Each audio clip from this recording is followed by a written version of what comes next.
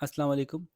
आज हम एक बहुत इंपॉर्टेंट सब्जेक्ट देखने जा रहे हैं जिसका नाम है जनरल मेथड्स ऑफ टीचिंग। ये मुख्तलिफ एजुकेशन रिलेटेड कोर्सेज़ और प्रोग्राम्स में पढ़ाया जाता है और अल्लामा इकबाल यूनिवर्सिटी में भी ये बीएड में पढ़ाया जाता है, एमएड में पढ़ाया जाता है और इसका कोर्स कोड जो है वो 8601 है। आज हम एक ही कोर्स में एक ही वीडियो में पूरा कोर्स कवर करेंगे और हमारा जो ऑब्जेक्टिव है वो ये है कि हम एग्ज़ाम प्रिपरेशन के लिए ये वीडियो बना रहे हैं। तो बहुत डेप्थ में हम कोर्स पढ़ने के लिए वीडियो नहीं बना रहे, बल्कि इसलिए बना रहे हैं कि हम एक वीडियो गो थ्रू करें और हमें सब कुछ रिकॉल हो जाए कि एग्ज़ाम में क्या क्या किस किस तरह से पूछा जा सकता है और कौन कौन से टॉपिक्स हैं इम्पॉर्टेंट। जैसे कि आप जानते हैं कि मैं हमेशा आपको समझाता हूँ कि एग्ज़ाम में आपको 8 में से 5 सवाल करने होंगे। तो एग्ज़ाम प्रिपरेशन के पॉइंट ऑफ व्यू से कोई एक आध चैप्टर आप छोड़ सकते हैं और उसकी स्ट्रैटेजी ये होनी चाहिए कि वो चैप्टर जिसमें सबसे ज़्यादा पॉइंट्स हों याद करने के या सबसे ज़्यादा लंबा हो उसको छोड़ना चाहिए लॉजिकली। तो इस दफ़ा हम जो चैप्टर छोड़ेंगे वो चैप्टर 1 तो लाजमन छोड़ देंगे। क्यों? क्योंकि चैप्टर 1 बहुत लंबा है, हालांकि बहुत आसान है। Teaching, introduction to teaching chapter का नाम है। अब इंट्रोडक्शन टू टीचिंग में क्या मुश्किल होगी? तो कोई भी मुश्किल बात नहीं है उसमें। फॉर एग्जांपल उसमें definition of teaching, concept of effective teaching, role of teacher, concept of effective teacher, characteristics of effective teacher, concept of teaching methodologies, strategies of teaching teaching, techniques of teaching। तो इसमें इतनी सारी definitions इतनी ज़्यादा उन्होंने भर दी हैं कि अगर आप एक एक को लेके याद करना शुरू करेंगे तो उल्टा घबराहट हो जाएगी कि ये सब कुछ मुझे याद कैसे रहेगा। कॉन्सेप्ट सारे आसान हैं लेकिन बहुत सारे एंगल से इसको कवर करने की कोशिश की है इन्होंने, जिसकी वजह से एग्ज़ाम प्रिपरेशन के लिए रिकमेंडेड चैप्टर नहीं है। हम शुरू करेंगे चैप्टर 2 से, जो कि है लेसन प्लानिंग के ऊपर। अगर आप टीचर हैं और अगर आप टीचिंग को इम्प्रूव करना चाहते हैं, इसके बारे में सोचते हैं, तो बस पूरा कोर्स आपके लिए बहुत आसान होने वाला है, क्योंकि इसमें कोई बात ऐसी सच नहीं होने वाली जो कि टेक्निकली डिफ़िकल्ट बात हो। यूनिट 2 लेसन प्लानिंग के बारे में है। लेसन प्लानिंग की क्या ज़रूरत होती है? अगर लेसन पहले से प्लान्ड हो तो आप क्या क्या फ़ायदे उठा सकते हैं, वो सारे फ़ायदे हम अपनी तरफ से लिखेंगे। उसमें कोई भी बुकिश बात लिखने की ज़रूरत नहीं है, बल्कि इफ़ेक्टिवली आप खुद सोचेंगे कि अगर आपका लेसन पहले से प्लान्ड हो तो क्लासरूम में क्या क्या फ़ायदे हैं, टीचर को क्या क्या फ़ायदे हैं, स्टूडेंट को क्या क्या फ़ायदे हैं, स्कूल को क्या क्या फ़ायदे हैं। तो ये सारे फ़ायदे आप लिख सकते हैं। और प्रोसेस ऑफ लेसन प्लानिंग जो है वो इंक्लूडेड है इस तरह से, उसमें जो मेन चीज़ें इंक्लूडेड हैं वो हैं कि आपको भी पता होना चाहिए कि ये लेसन क्यों पढ़ा रहे हैं, उस लेसन में क्या है वो एक्टिविटीज़ आपको डिफ़ाइन करनी है, और वो लेसन एवेल्यूएट कैसे होगा, ये इंपॉर्टेंट पॉइंट्स हैं। ठीक है, ये 3 मोटी मोटी चीज़ें आती हैं जब आप लेसन प्लानिंग कर रहे होते हैं। तो अब हम ये कहते हैं कि इन्होंने ख़ुद बताया कि लेसन प्लानिंग के एलिमेंट्स क्या हैं। पहले तो ये ख़ुद बता रहे हैं, उसके बाद ये 3 बड़े बड़े लोगों के की बनाई हुई लेसन प्लानिंग के मॉडल्स प्रेजेंट कर रहे हैं, उसमें भी यही बातें होंगी और इन तीनों ने भी कमोबेश बिल्कुल एक जैसी बातें ही की हैं। उसके बाद आखिर में स्टेप्स बता देंगे कि लेसन प्लानिंग के स्टेप्स क्या होते हैं, कैसा दिखना चाहिए एक लेसन प्लान, बस ख़त्म। तो शुरू करते हैं। लेसन प्लानिंग के जो एलिमेंट्स हैं वो क्या क्या हैं। तो जो एलिमेंट्स हैं आप देखिएगा कि वही फॉर्मेट में भी आएंगे, ज़ाहिर है, अगर वो नहीं लिए तो फिर वो एलिमेंट्स क्यों बताए थे भाई। तो इसलिए इस पूरे चैप्टर को जो घुमाएंगे ना हम, वो एक जैसी सी मालूमात है, एक लिस्ट हम बना लेंगे और वो ज़्यादातर जगहों पे इस्तेमाल हो जाएगी, सिवाय इसके कि वो 3 मॉडल्स बताएं, इसमें कुछ थोड़ा थोड़ा सा जो फ़र्क है वो हमें पता होना चाहिए। तो किसी भी लेसन प्लान के अंदर इंट्रोडक्शन में आप क्या कहेंगे, जब आप क्लास में जाएंगे तो क्लास में अपना इंट्रोडक्शन कैसे देंगे, आप लेसन का इंट्रोडक्शन कैसे देंगे, आप बात शुरू कैसे करेंगे, जिसको हम कहते हैं ना हुक। हुक कहते हैं एक ऐसी बात जिसकी वजह से बच्चे आपसे चिपक जाएं, बच्चों को आंकड़े में फंसा लें। आप एक ऐसा जुमला बोलें, एक ऐसी एक्टिविटी करवाएं। तो ये कुछ भी हो सकता है, ये कोई एक्टिविटी हो सकती है, कोई पोम हो सकती है, कोई वीडियो हो सकती है, जिसके बाद बच्चों का इंटरेस्ट डेवलप हो जाए एक्टिविटी के अंदर या उस लेसन के अंदर जो आपने आगे देना है। उसके बाद डेवलपमेंट है कि आप कोर्स कैसे डेवलप करेंगे या इस लेसन को कैसे बात आगे बढ़ाएंगे, आप पढ़ाएंगे कैसे, यूं कह लीजिए। उसके बाद आप अपने लेसन को ख़त्म कैसे करेंगे, बात एंड कैसे होगी, ये आपको बताना चाहिए। लेसन प्लान में आपको बताना चाहिए कि लेसन प्लान में क्या क्या सवाल हैं जो आप पूछ सकते हैं, वर्बली या रिटन।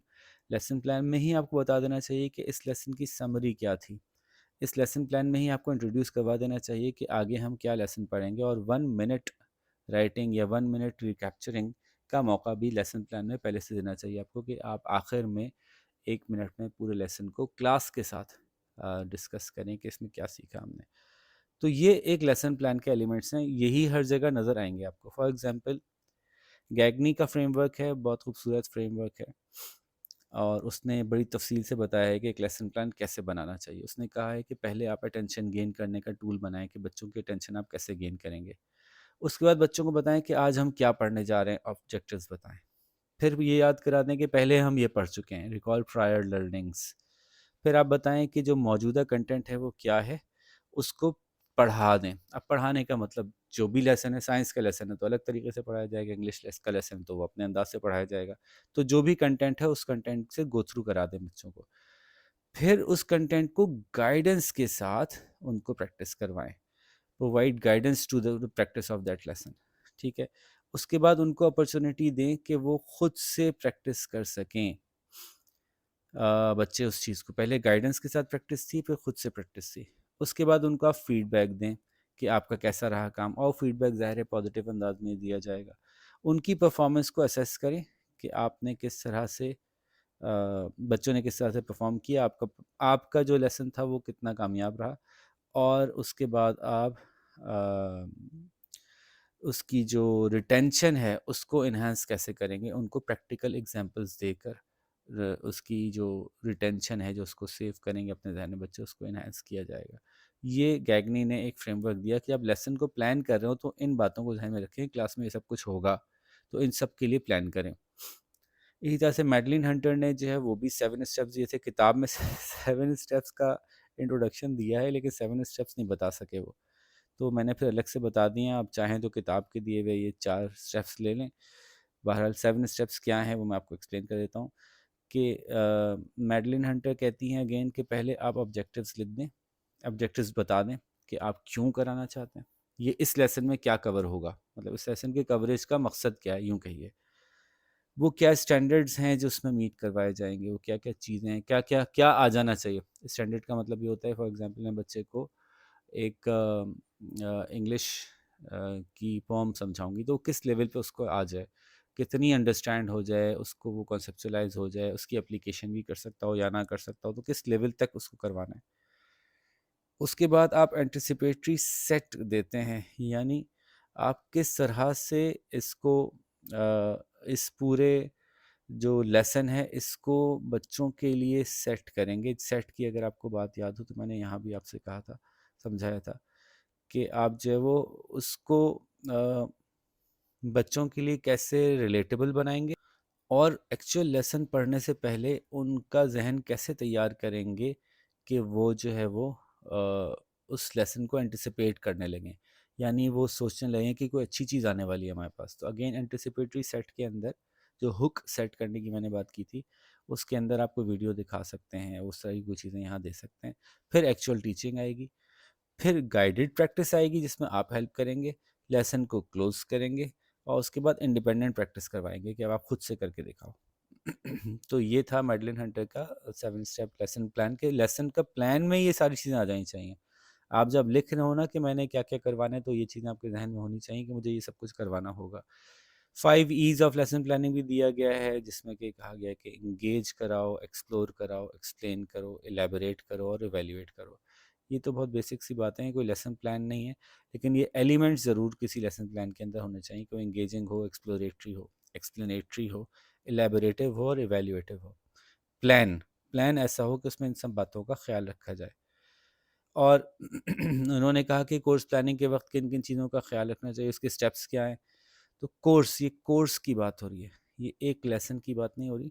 ये कोर्स प्लानिंग के स्टेप्स हैं कि आपको ये तय करना है कि वो क्या टॉपिक्स हैं जो पढ़ाए जाएंगे। ठीक है। उन टॉपिक से क्या ऑब्जेक्टिव है, ऑब्जेक्टिव की बात करते हुए आप पूरा ब्लूम घुमा सकते हैं कि कोर्स के ऑब्जेक्टिव्स कैसे सेट किए जाते हैं। सॉरी। जैसे कि आपका नॉलेज है, और फिर कॉन्सेप्चुलाइजेशन है, और यहाँ से लेके एप्लीकेशन और एनालिसिस और सिंथेसिस, वो सब चीज़ें इसमें आएंगी। और नेक्स्ट स्टेप है कि आउटकम्स पहले से बताएं कि इस कोर्स के बाद क्या होगा। जब आप कोर्स प्लानिंग कर रहे होते हैं तो उसमें ये चीज़ें बताते हैं। तो आउटकम में हम सोलो को बता देंगे। अगेन हमने लास्ट कोर्स में सोलो को काफ़ी तफसील से देखा था, तो सोलो को बताया जा सकता है। अच्छा, बुक में नहीं बताया गया, बुक में ज़रा इन्होंने जनरलाइज करके आउटकम से बात की है, लेकिन अगर आप सोलो को यूज़ कर लेंगे तो आप बहुत स्पेसिफिक बात कर लेंगे। फिर ये बताया जाएगा अगर आप कोर्स प्लान कर रहे हैं कि इसकी असेसमेंट कैसे होगी। जब बच्चों को कोर्स पढ़ा लिया जाएगा तो असेसमेंट क्या होगी। फिर आप बताएंगे कि वो क्या एक्सपीरियंसेस हैं जो इस कोर्स के दौरान बच्चा करेगा, पढ़ेगा, प्रैक्टिकल्स करेगा, कोई वो वीडियोस देखेगा, वो क्या क्या करेगा। ठीक है, स्कूल से बाहर जाएगा, क्लासरूम में ही बैठेगा। और फिर एवेल्यूएटिव स्ट्रैटेजी बनाएं, एग्ज़ाम्स किस तरह से लिए जाएंगे।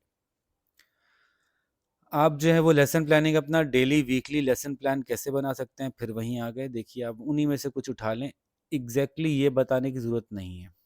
आप इन्हीं में से कोई एक उठा लीजिए, या इवन आप ये एलिमेंट्स में से उठा लीजिए, एक ही बात है। क्योंकि डेली वीकली प्लान, अभी इतनी देर से उसी की तो बात कर रहे थे कि उसमें ऑब्जेक्टिव्स बताएंगे, इंट्रोडक्शन कैसे देना है वो पहले से बताएंगे, एक्टिविटीज़ क्या होंगी वो पहले से बताएंगे, बच्चों को चेक करना है अंडरस्टैंडिंग के लिए कि वो कैसे चेक करना है ये बात पहले से बताएंगे कि आप कैसे चेक करें कि बच्चों को अंडरस्टैंड कैसे हुआ कि नहीं हुआ। कंक्लूजन क्या बताया जाएगा पहले से बताएंगे, और टाइमलाइन दे देंगे कि किस टाइम के तहत ये कोर्स कंडक्ट होगा। इन्होंने स्टेप्स बताए हैं डेली प्लान बनाने का या वीकली प्लान बनाने का, और साथ में एक फॉर्मेट दे दिया है कि जी ये फॉर्मेट होता है। ये एग्जैक्टली वर्ड टू वर्ड आपको नहीं याद हो, कोई मसला नहीं है, आप कोई भी फॉर्मेट इनकी बुनियाद पे बना सकते हैं। यही फॉर्मेट है कि पहले टाइटल लिखेंगे, फिर टाइम रिक्वायर्ड लिखेंगे, रिक्वायर्ड मटेरियल की लिस्ट दे देंगे और ऑब्जेक्टिव्स की लिस्ट दे देंगे। फिर आप बताएंगे वो सेट कैसे करेंगे। ये सेट का लफ्ज़ जो है ना वो हुक के लिए यूज़ होता है कि आप कैसे क्लास को आप फोकस सेट करेंगे कि वो लर्निंग की तरफ मुतवज्जो हो जाए। फिर इंस्ट्रक्शंस दी जाएंगी, वो क्या हैं। फिर इंडिपेंडेंट प्रैक्टिस के लिए क्या चीज़ करवाई जाएगी, समरी करवाई जाएगी, समरी होनी चाहिए आपके लेसन प्लान के अंदर। एक सेक्शन समरी का होगा कि इसमें आप बता रहे हैं। फिर इवेल्युएशन कैसे होगी कि ये बच्चों को आया कि नहीं आया। फिर एनालिसिस करेंगे कि हमने जो लेसन करवाया उससे क्या नतीजे निकले, इसका एक बॉक्स देंगे जो कि हर टीचर लेसन कंप्लीट होने के बाद फिल किया करेगा। और कंटिन्यूटी कंपोनेंट उसका ये है कि अब अगले लेसन में हम क्या पढ़ेंगे। तो ये पूरा चैप्टर, पूरा यूनिट ख़त्म हुआ जिसमें हमने सीखा कि लेसन प्लानिंग कैसे होती है। इन 1 मिनट लेसन प्लानिंग के अंदर हमें इंट्रोडक्शन है जिसमें कि लेसन का इंट्रोडक्शन, और साथ में बच्चों का जहन बनाना, सेट करना, फिर कोर्स कंडक्ट करना, फिर हमें जो है वो उनको गाइडेड प्रैक्टिस करवानी है, फिर उनको इंडिपेंडेंट प्रैक्टिस करवानी है। ये देखना है कि हम एवेल्यूएट कैसे करेंगे कि बच्चे को आ गया कि नहीं आ गया। और लेसन प्लान में टाइमलाइन भी होती है। तो ये कुछ मेजर कंपोनेंट्स है जो हमने डिस्कस किए कि लेसन प्लान कैसे बनाया जाता है। और कोर्स प्लानिंग को हमने डिस्कस किया, कोर्स प्लान करते वक्त इन चीज़ों का, इन स्टेप्स का ख्याल रखना चाहिए।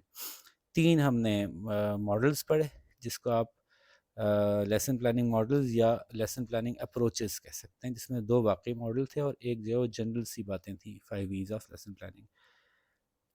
यूनिट 3 के अंदर जो है वो बड़े मज़े की बात है, स्टूडेंट मोटिवेशन की बात हो रही है। जैसे ही मोटिवेशन पे आएंगे तो फटाफट आपके जहन में तो वही थ्योरीज आ जाएंगी। मोटिवेशन में कुछ टाइप्स हैं मोटिवेशन की, 4। पॉजिटिव मोटिवेशन, किसी को कोई काम अच्छा किया है तो उसको एहसास दिलाओ तुमने अच्छा किया, उसको मोटिवेट करो। नेगेटिव मोटिवेशन, कोई काम बुरा किया है तो उसको एहसास दिलाओ उसको, जैसे कि पॉजिटिव मोटिवेशन कोई गिफ्ट देना है और नेगेटिव मोटिवेशन कोई सज़ा देना है अगर गलत काम किया उसने तो। एक्सट्रिंसिक मोटिवेशन वो जो किसी इंसान को बाहर से मिलती है, और इंट्रिंसिक मोटिवेशन वो जो किसी इंसान को अपने अंदर से महसूस होती है कि मेरा दिल चाह रहा है कि मुझे काम करना चाहिए। ठीक है, टीचर ज़्यादातर एक्सट्रिंसिक मोटिवेशन पे काम कर रहे होते हैं, जबकि बंदा ज़्यादा तफसील से ज़्यादा अच्छा, ज़्यादा गहरा काम तब करता है जब वो इंट्रिंसिकली मोटिवेटेड हो। एक्सट्रिंसिक मोटिवेशन कुछ वक्त की होती है फिर ख़त्म हो जाती है। ठीक है जी। थ्योरीज जो इसमें ली गई हैं, थ्योरीज ही एक्चुअली वो बिहेवियरल, ह्यूमनिस्टिक और कॉग्निटिव हैं। 3 तरह की थ्योरीज ली हैं। बिहेवियरल का मतलब वही पॉजिटिव हरकत हो तो उसको रिवॉर्ड करो, और नेगेटिव हरकत हो तो उसको पनिश करो, बस खत्म हो गई बिहेवियरल थ्योरी। कोई थ्योरी इन्होंने दी भी नहीं है, किसी का नाम मौजूद नहीं है। ह्यूमनिस्टिक थ्योरी में इन्होंने मैस्लो और रॉजर ले लिए हैं। ये पहले भी हम पढ़ चुके हैं, मैस्लो को आप बहुत अच्छी तरह से जानते हैं, और क्लासरूम में आपको बस अप्लाई करना है कि बेसिक नीड्स और उसकी सिक्योरिटी नीड्स, सोशल नीड्स, और अगर उसकी स्टीम नीड्स पूरी कर दी जाए तो इंसान खुद ब खुद सेल्फ एक्चुअलाइज हो जाता है। पांचवा जो स्टेज है वो डिज़ायर्ड है, वो हासिल करना है हमें कि वो खुद से काम कैसे करेगा, कोई इंसान खुद से काम कैसे कर सकता है। तो उसके लिए उसकी बेसिक नीड्स पूरी कर दें, उसकी सेफ्टी नीड्स पूरी कर दें। इसको स्कूल में रख के, क्लासरूम में रख के आप सोच सकते हैं कि बच्चा भूखा ना हो, क्लास कर चल रही है, बच्चा भूखा है, पढ़ेगा ही नहीं। बच्चा सिक्योर फील कर रहा हो दोनों लिहाज से, फिजिकली भी और मेंटली भी, कि भाई मैं मुझे अभी फ़ौरन निकाल ही नहीं देंगे क्लास से। बच्चे की सोशल नीड्स फुलफिल हुई हुई हैं, उसके दोस्त वो सब अच्छे बने हुए हों, टीचर से भी उसकी दोस्ती हो, और बच्चों को आप अच्छे अच्छे अलक़ाबात से नवाज दें, उनकी एस्टीम नीड्स बढ़ा दें। आप तो ज़बरदस्त बच्चे हैं, अब आपका ग्रुप ज़बरदस्त कोई हासिल करने वाला है चीज़, तो बच्चे खुद ब खुद काम करने लगेंगे। मैस्लो कहता है, आ, इसमें ह्यूमनिस्टिक में रॉजर जो है वो ये कहता है कि इंसान तभी परफॉर्म कर सकता है जब उसका अपने बारे में पॉजिटिव सेल्फ रिगार्ड हो, और वो दूसरों का रिगार्ड करता हो, और उसकी जो सेल्फ परसेप्शन है अपने बारे में, जो रियलिटी है वो उससे ज़्यादा बहुत दूर ना हो। ठीक है, तो ये जनरल सी बात थी, बहुत थोड़ा सा दिया हुआ है उस आपकी बुक में, शायद 2 3 4 लाइनें दी हुई हैं रॉजर्स को, और ये सब एक्सप्लेन नहीं है, ये मैं आपको खुद ही बता रहा हूँ। ठीक है जी। तो बुनियादी तौर पे उन्होंने कहा कि 3 थ्योरीज है, बिहेवियरल है, ह्यूमनिस्टिक है, कॉग्निटिव है। बिहेवियरल में उन्होंने पॉजिटिव नेगेटिव की बात की बहुत ही मुख्तसरन, ह्यूमनिस्टिक में उन्होंने मैस्लो और रॉजर की बात की, और कॉग्निटिव में इन्होंने कहा कि या तो अचीवमेंट मोटिवेशन होती है, कि इंसान को जिन चीज़ों से अचीवमेंट मिलती है वो करना चाहता है, या जिन चीज़ों में फेलियर का खौफ होता है उनसे बचना चाहता है, तो वो आसान काम करने की तरफ जाता है। वो नेचुरली जाता है उन कामों को करने के लिए जिनको कि करना आसान होता है। वो ज़्यादा रिस्की, ज़्यादा डिफ़िकल्ट टास्क, इवन दो कि वो उसको ज़्यादा सिखा सकती थी, लेकिन वो नहीं करता क्योंकि वो अचीवमेंट से मोटिवेट होता है। दूसरा वेनर एट्रीब्यूशन है। उसने कहा कि इंसान अपनी कामयाबी और नाकामियों को किसी न किसी वजह के साथ जोड़ देता है, जो वो उसकी ज़ाती नहीं होती मोस्ट ऑफ द टाइम्स। अगर वो नहीं कर पाता तो कहता है उस वजह से नहीं किया, इस वजह से नहीं किया, उसकी वजह से नहीं किया। और अगर वो कर पाता है तो भी वो जहन में रखता है कि ये सिचुएशन थी इसलिए मैंने कर लिया, तो आइंदा भी ये सिचुएशन होगी तो शायद मैं कर जाऊँ। इस बात का फ़ायदा उठाना चाहिए टीचर को। इसमें 3 अल्फाज खाली लिखे हैं इन्होंने, लोकस ऑफ कंट्रोल, कंट्रोलेबिलिटी और स्टेबिलिटी, और कुछ एक्सप्लेन नहीं किया है। तो इस थ्योरी में उन्होंने बताया कि जिसका लोकस ऑफ कंट्रोल एक्सटर्नल होता है, यानी वो समझता है कि जो कुछ भी हो रहा है किसी और दूसरे की वजह से हो रहा है, बाहर वाले की वजह से। ऐसे शख्स के लिए को ये समझाना बहुत मुश्किल है कि तुमने कुछ इम्प्रूव करना है। अगर किसी का लोकस ऑफ कंट्रोल इंटरनल हो जाए, यानी वो महसूस करने लगे कि हाँ मेरी अपनी गलतियां हैं जिनके नतीजे मेरे सामने आ रहे हैं, तो उसको उसको किसी एक्शन की तरफ मोटिवेट करना आसान होता है। ये कुछ इस तरह की बातें थी, लेकिन आपकी बुक में ये कुछ भी एक्सप्लेन नहीं है, तो फिर मैं इसमें डेप्थ में नहीं जा रहा। इसका मतलब है क्वेश्चन भी इसमें से इन डेप्थ नहीं पूछेंगे। टीचर कैसे हेल्प कर सकता है, ये सवाल बनने का बहुत चांस है। मोटिवेशन की थ्योरीज को थोड़ा सा डिस्कस करते हुए ये ज़्यादा एंगल आने का चांस है, अगर इस चैप्टर से सवाल आया कि टीचर कैसे मोटिवेट कर सकता है स्टूडेंट्स को। इसकी इन्होंने टिप्स भी दी हुई हैं कि टास्क जो हैं वो इंटरेस्टिंग बनाओ, बच्चों को ऑटोनमी दो कि यार आप लोग अपनी पढ़ाई के खुद जिम्मेदार हैं, सेल्फ लर्निंग की तरफ लेके जाओ उनको, उनको ऑटोनमस लर्निंग की तरफ लेके जाओ, सेल्फ गवर्नेंस की तरफ लेके जाओ। उनको जो है वो रिकग्निशन दो, जो वो कर पाएँ उस पे उनको रिकग्नाइज करो कि ज़बरदस्त, उनको ये रिवॉर्ड करो कि देखें हम टेस्ट करते हैं आपको कितना आ गया, और अगर वो करना है तो फिर उनको आप रिवॉर्ड करेंगे, ज़बरदस्त यार आपको तो ज़बरदस्त आ रहा है। उनको ग्रुप बनाओ, उनके ऐसे ग्रुप्स बनाओ जो हेट्रोजेनस हो यानी मुख्तलिफ सलाहियतों वाले बच्चे मिलके एक ग्रुप बनाएं, ताकि वो मुख्तलिफ डिफ़िकल्टी के लेवल की टास्क कर सकें। ये ध्यान में रखिए कि एवेल्यूएशन एक हर्डल है, बाज़ औक़ात एवेल्यूएशन ही असल काम हो जाता है, पढ़ाना असल काम नहीं होता। यानी नंबर जिसके अच्छे आएंगे वो कामयाब है, और नंबर अच्छे लाने का मतलब है कि सीखने की ज़रूरत नहीं है, बल्कि आप किसी तरह से याद कर लो। तो ये जो एवेल्यूएशन है वो लर्निंग को इम्प्रूव करने के बजाय लर्निंग के रास्ते में रुकावट बन जाता है, तो ये ख्याल रखा जाए। और बच्चों को वक्त दिया जाए, इतना टाइट पैक करके लेसन नहीं रखे जाएं कि बस आपने पढ़ा दिया और आप एक्सपेक्ट करें कि अब आ जाएगा, बल्कि उसमें टाइम देना चाहिए। और जो बच्चे स्ट्रगलिंग हों उनकी मदद करनी चाहिए, और चैप्टर ख़त्म। आप मोटिवेट कैसे करेंगे, ये इस चैप्टर का असल तनाजुर था। मैंने कहा कि इसमें ज़्यादा इम्कान है कि सवाल जो पूछा जाए वो टीचर के पर्सपेक्टिव से या इदारे के पर्सपेक्टिव से पूछा जाए कि बच्चों को कैसे मोटिवेट कर सकते हैं, या ये पूछा जा सकता है कि एक मोटिवेटेड क्लास होगी तो उससे क्या फ़ायदे होंगे। तो वो तो खैर आप वैसे ही बता सकते हैं, 50 बता सकते हैं, मोटिवेटेड बच्चा हो तो कितने फ़ायदे हो सकते हैं। तो ये छोटा सा लेसन था, ये ज़रूर करना है। लेसन 2 ज़रूर करना है, लेसन 3 ज़रूर करना है।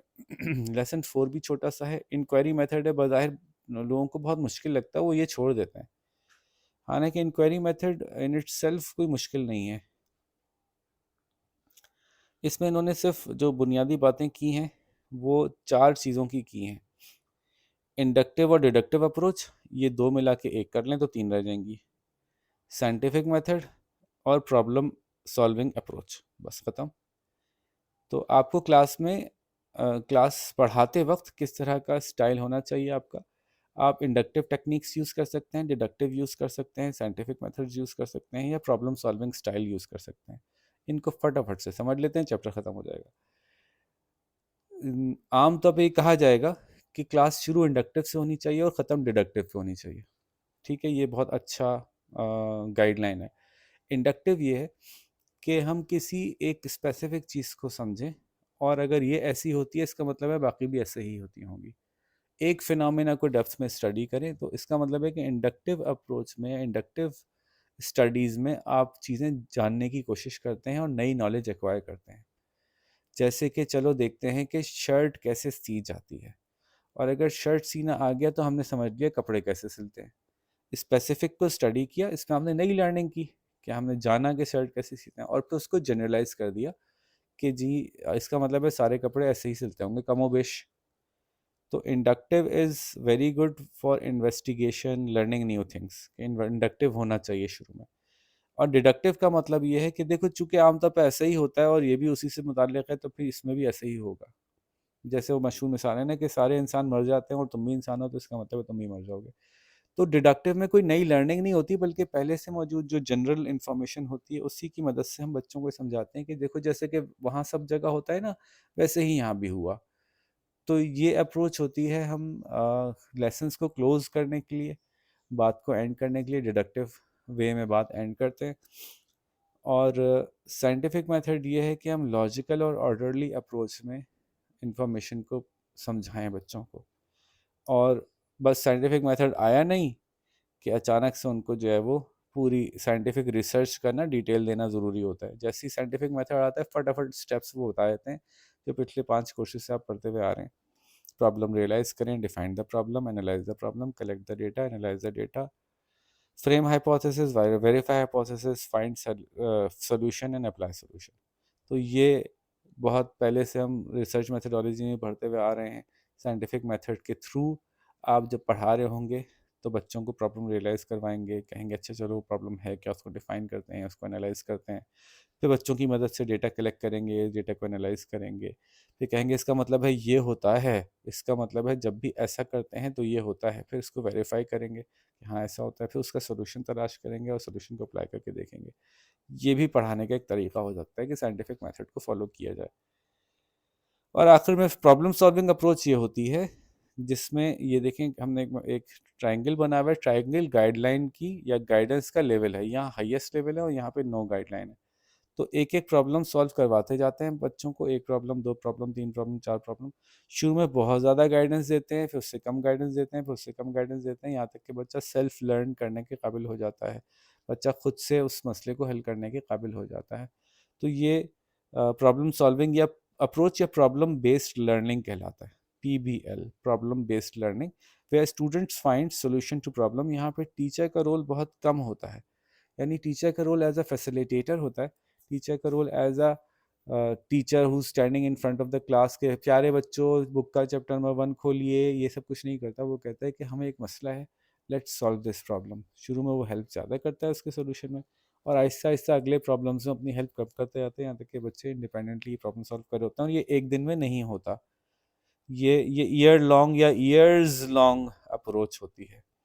ठीक है, हमारे जो स्कूल में टीचर्स पढ़ाते हैं वो तो ये जानते ही हैं कि किस तरह से हम प्रॉब्लम सॉल्विंग अप्रोच के through Aahista Aahista skill develop करते करते यहाँ तक ले जाते हैं कि बच्चा इंडिपेंडेंटली वो काम करने लगता है और टीचर की ज़रूरत उसको नहीं रहती। अच्छा जी, फिर जो स्टेप्स हैं प्रॉब्लम सॉल्विंग अप्रोच के, वो ये हैं, जब आप पहली दफ़ा कोई प्रॉब्लम बच्चों के सामने रखेंगे तो बच्चों को सिखाएंगे कि प्रॉब्लम सॉल्व कैसे किया जाता है बच्चों। तो उनके साथ मिलके करेंगे कि भाई सिनेरियो है क्या, करना क्या है। अच्छा, प्रॉब्लम ये है कि जी पानी में बहुत मिट्टी आ रही है। ओह ओ, ये प्रॉब्लम है, लेट्स आइडेंटिफाई सम फैक्ट्स, ये अगला स्टेप होगा। क्या आ रहा है, क्या सिर्फ मिट्टी आ रही है, कुछ और भी आ रहा है, स्मेल तो नहीं है। वो सारे फैक्ट्स आइडेंटिफाई कर लेंगे, क्या क्या हमें प्रॉब्लम के अंदर क्या क्या चीज़ें नज़र आ रही हैं। फिर हाइपोथेसिस बनाते हैं कि हम चाहते हैं कि कोई ऐसा मेथड अपनाए कि जो पानी को साफ कर दे। We hypothesize that filtration is a way which could solve our problem. ठीक है, नॉलेज गैप देखते हैं कि आपको फिल्टरेशन पता है, आपको पता है फिल्ट्रेशन के तरीके क्या क्या होते हैं, क्या आपको पता है नेचुरल फिल्ट्रेशन भी एक चीज़ होती है। ओके, जो नॉलेज के गैप थे वो आपने टेक्स्ट में उनको पकड़ा दिए। उसके बाद आप उनको कहें कि चलो अब तुम लोग तलाश करो कि ये फिल्ट्रेशन कैसे होगी। तो बच्चे पत्थर रखेंगे, फिर मिट्टी रखेंगे, फिर ये रखेंगे, फिर वो रखेंगे, वो करके आहिस्ता आहिस्ता जो है वो देखेंगे कि किस तरह से एक ग्रेजुएटेड नेचुरल फिल्ट्रेशन प्लांट बनाया जा सकता है और उसमें पानी गंदा डालें तो नीचे से साफ पानी निकल आता है। फिर वो उस नॉलेज को अप्लाई करेंगे और फिर इवेल्युएट करेंगे कि हमने क्या सीखा। तो प्रॉब्लम सॉल्विंग अप्रोच ये होती है। मैंने जो आपको मिसाल दी ना, आप इसी मिसाल को स्टेट कर देंगे ना तो बस ख़त्म हो गई बात, चैप्टर ख़त्म। तो इसलिए मैं कहता हूँ इंक्वायरी मेथड ज़रूर कर लेना चाहिए, इसको मत छोड़िएगा, क्योंकि इसमें हमने सिर्फ 4 बातें करनी है: इंडक्टिव, डिडक्टिव, साइंटिफिक अप्रोच और प्रॉब्लम सॉल्विंग अप्रोच या प्रॉब्लम बेस्ड लर्निंग। और इसको मैंने अच्छे से एक्सप्लेन कर दिया आपको। इसको 1-2 दफ़ा घुमा लेंगे ना तो इसमें कोई बात ऐसी नहीं है। हाँ, सवाल इस तरह का आएगा, आप क्लास में अप्लाई करके बताइए, तो फिर वो एग्जाम्पल मैंने प्रॉब्लम बेस्ड लर्निंग में भी आपको दे दी कि कैसे मैंने एक फिल्ट्रेशन की एग्जांपल दे के पूरी प्रॉब्लम बेस्ड लर्निंग का स्टेप्स आपको बता दिए। साइंटिफिक अप्रोच ही बता दी कि बच्चों को एक प्रॉब्लम बताएंगे, फिर प्रॉब्लम डिफाइन करेंगे, रियलाइज़ करवाएंगे, डिफाइन करेंगे, एनालाइज करेंगे, डेटा कैसे कलेक्ट करेंगे। तो इसको भी आप किसी भी साइंस के प्रोजेक्ट पे रख के बना सकते हैं, इस साइंटिफिक मेथड की अप्रोच को। और डिडक्टिव इंडक्टिव तो इतना ही है बस कि बच्चों को हमने इंडक्टिव से शुरू करवाना चाहिए कि वो सर्च करें कि ये एग्जिस्टिंग फिनोमेना क्या है, और फिर उसको जनरलाइज करें कि इसका मतलब है आमतौर पर ऐसा होता है, और अगर आमतौर पर ऐसा होता होगा फिर इस केस में भी यही होगा। तो इंडक्टिव से डिडक्टिव की तरफ आना चाहिए एजुकेशन की एक क्लासरूम इन्वायरमेंट में। यूनिट 5 में जो है वो ये देख लीजिए, एक्टिविटी मेथड है। एक्टिविटी मेथड क्या कहता है, ये जो कोट है ना ये याद कर लें, पेपर में लिख के भी आइएगा। When I learn I forget, when I see I remember, and when I do I know. तो टाइप्स जो हैं एक्टिविटी मेथड की। अब एक्टिविटी मेथड से आप क्या समझ रहे हैं भाई? एक्टिविटी मेथड से वही समझ रहे हैं जो इसका मतलब है, इसका इसका यानी मफहूम है बुनियादी तौर पे एक्टिविटी के ज़रिए से सिखाना। तो एक्टिविटीज़ मुख्तलिफ तरह की हो सकती हैं, उसी पे पूरी बात हो रही है। अगर एक दफ़ा भी ये चैप्टर नहीं पढ़े ना तब भी आप सारे सवाल इसके सॉल्व कर सकते हैं, बस आपको कॉन्फिडेंट होना चाहिए है। एक्सप्लोरेटरी एक्टिविटीज़ हो सकती हैं जो बच्चों को नॉलेज दे रही हों। लेट्स सी के कितने टाइप के प्लांट्स होते हैं, आओ चल के देखते हैं। एक्टिविटी करते हैं, बाग में चलते हैं, देखते हैं कौन कौन से पौधे हैं। एक कंस्ट्रक्टिव एक्टिविटीज़ होती हैं जिसमें बच्चे एक्सपीरियंस करते हैं, आओ एक एक्सपेरिमेंट करते हैं, उसमें सीखेंगे कोई चीज़। और एक्सप्रेशनल एक्टिविटीज़ होती हैं जैसे प्रेजेंटेशन स्किल्स होती हैं, इसमें बच्चे अपनी बात एक्सप्रेस करते हैं, डिबेट है, प्रेजेंटेशन है, इस तरह की चीज़ें। तो ये तीन तीन तरह की बुनियादी एक्टिविटीज़ होती हैं। और एक्टिविटी मेथड के एडवांटेजेस क्या हैं? बहुत एडवांटेज हैं, बच्चा करके ही सीखता है ना, पीछे बात हुई तो उसको आप बेतहाशा बातें कह सकते हैं। और डिसएडवांटेज ये है कि इसमें आपको एक अच्छी मेहनत करनी पड़ती है टीचर को डिज़ाइन करने में भी और डिलीवर करने में भी।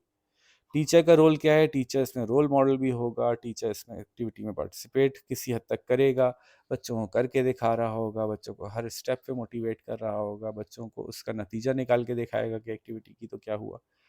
तो ये सारी बातें तो बहुत आसान थी कि एक्टिविटी मेथड जो है वो अडॉप्ट करना चाहिए ज़रूर। उसके कुछ टाइप्स हैं, कितनी टाइप्स हैं भाई? उसकी 3 बुनियादी इन्होंने टाइप्स डिस्कस की हैं बस, इंडिविजुअल प्रोजेक्ट और ग्रुप प्रोजेक्ट। अच्छा, जो इंडिविजुअल प्रोजेक्ट के स्टेप्स हैं वही ग्रुप प्रोजेक्ट के स्टेप्स हैं। और ये आप नहीं देखें, अगर मैं गायब कर दूं तो भी आप इंडिविजुअल प्रोजेक्ट के स्टेप्स ऐसे ही बता सकते हैं कि पहले प्रोजेक्ट की आउटलाइन दी जाएगी, प्रिलिमिनरी असेसमेंट की जाएगी क्या क्या चाहिए इस प्रोजेक्ट के लिए, फिर प्रोजेक्ट किया जाएगा, प्रोजेक्ट हो जाएगा तो अप्रेजल होगा कि अच्छा भाई क्या किया था प्रोजेक्ट में, अच्छा रहा या बुरा रहा। फिर डिसीजन लेंगे कि हमारा जो प्रोजेक्ट था ये कामयाब था या नहीं था। चलो लेट्स सपोज ऑटोमेटिक ऑन और ऑफ होने वाली स्ट्रीट लाइट्स बनानी है, ये प्रोजेक्ट है। तो आउटलाइन बनाई, क्या क्या चाहिए होगा वो असेस किया, फिर प्रोजेक्ट बनाया, बनाने के बाद हमने उसको अप्रेजल किया कि किस तरह से काम कर रहा है और फैसला किया कि कामयाब था प्रोजेक्ट या नहीं था। यही स्टेप्स हैं ग्रुप एक्टिविटी के। बस फ़र्क क्या है कि इसमें हम ये बात करेंगे कि अगर इंडिविजुअल को एक्टिविटी करवाई जाए तो उसके क्या फ़ायदे हैं और ग्रुप को करवाई जाए तो क्या फ़ायदे हैं। दोनों के अलग अलग फ़ायदे हैं। इंडिविजुअल में बड़ी डेप्थ में पर्सनलाइज लर्निंग होती है, लेकिन ग्रुप में अगर जो आपको नहीं आ रहा होता वो आपका साथी आपको करवाता है, आपकी हेल्प कर देता है। तो पीयर लर्निंग इन इटसेल्फ एक बहुत इंपॉर्टेंट एलिमेंट है। तो वो इसकी जो भी ग्रुप में एक लर्न करने के सारे फ़ायदे हैं वो यहाँ फ़ायदे बताए जा सकते हैं, और जो इंडिविजुअल के अपनी पर्सनल कस्टमाइज अटेंशन के साथ काम करने के फ़ायदे हैं वो यहाँ बताए जा सकते हैं। फिर आखिर में उन्होंने कहा कि रिसर्च प्रोजेक्ट्स भी दिए जा सकते हैं जी। रिसर्च प्रोजेक्ट्स एकेडमिक भी हो सकते हैं। ज़ाहिर है एकेडमिक का मतलब बच्चा कुछ सीखे, अपनी नॉलेज की को बढ़ाए और उसके मुताबिक रिसर्च करे। कमर्शियल भी हो सकते हैं। फॉर एग्जांपल एक कंपनी चाहती है कि जानना कि मेरा कौन सा प्रोडक्ट ज़्यादा मशहूर है या कौन सा प्रोडक्ट ज़्यादा लोग ख़रीदते हैं, हमें किस चीज़ की क्या प्राइस सेट करनी चाहिए वगैरह वगैरह। ये कमर्शियल रिसर्चेज होती हैं। और रिसर्च के स्टेप्स क्या हैं, फिर वापस हमें रिसर्च मेथड्स पे ले गए। ये हमारा जो 8604 था, जिसमें वो पूरी एक लिस्ट बता देते हैं कि जी वो selection of problem, statement of problem, identify the data, select the tool, select the sample, collect the data, analyse, interpret and right the report. ये हमारे साइंटिफिक, आपको याद होगा अगर 8604 थोड़ा थोड़ा याद है तो साइंटिफिक रिसर्च और जो रिसर्च हमारा प्रपोजल होता था उसमें दोनों में फ़र्क होता था थोड़ा सा ना। तो ये हमारी रिसर्च के स्टेप्स बताए हैं, साइंटिफिक रिसर्च की बात नहीं हो रही है, ठीक है। रिसर्च स्टेप्स यही हैं। या प्रॉब्लम पहले सेलेक्ट करते हैं क्या होगा, उसकी स्टेटमेंट लिखते हैं, डेटा आइडेंटिफाई करते हैं कि किस डेटा के ऊपर आप रिसर्च कर रहे होंगे, वो कौन से टूल्स होंगे जो आप यूज़ करेंगे, सर्वे करेंगे, क्वेश्चन करेंगे, इंटरव्यू करेंगे, क्या करेंगे। फिर आप सैंपल बताते हैं कि मैं पॉपुलेशन में से सैंपल क्या सैंपल ले रहा हूँ, फिर वाकई डेटा कलेक्ट करते हैं, फिर डेटा को एनालाइज और इंटरप्रेट करते हैं और अपनी रिपोर्ट लिख देते हैं। लो भाई अब चैप्टर ही ख़त्म। तो एक्टिविटी मेथड क्या है कि एक्टिविटी जो है वो हम बच्चों को करवाएं। और अब इसमें आप ना एक काम एडिशनल आपको करना है। आपके जहन में एजुकेशन से रिलेटेड हर तरह की individual, group, research, exploratory, constructive, experimental, हर एक की 5-5, 6-6 एग्जाम्पल्स होनी चाहिए और उससे आप पेपर भर सकें। अगर आपसे पूछा जाए आप किस तरह से एक्सप्लोरेटरी रिसर्च करवाएंगे, तो एक्सप्लोरेटरी रिसर्च है कि कुछ जानना चाहते हैं, किताबें पढ़ के हो सकती है, बाग में जाके मिट्टी खोद के हो सकती है, कौन कौन से कीड़े मौजूद हैं। आप जो है वो इसके अंदर मूवीज़ देख के कर सकते हैं, सवाल खुद सवालात करके कर सकते हैं। आप बच्चों से सवाल पूछें जिससे भी एक्सप्लोरेटरी नॉलेज गेन हो रही होती है। कंस्ट्रक्टिव के अंदर हम एक्सपीरियंस करवा रहे हैं बच्चों को, तो बच्चे लैब में जा रहे हैं, बच्चे मार्केट में जा रहे हैं, बच्चे हॉस्पिटल में जाके चीज़ें देख रहे हैं, बच्चे जो है विजिट्स कर रहे हैं चीज़ों का, बच्चे खुद करके चीज़ें देख रहे हैं।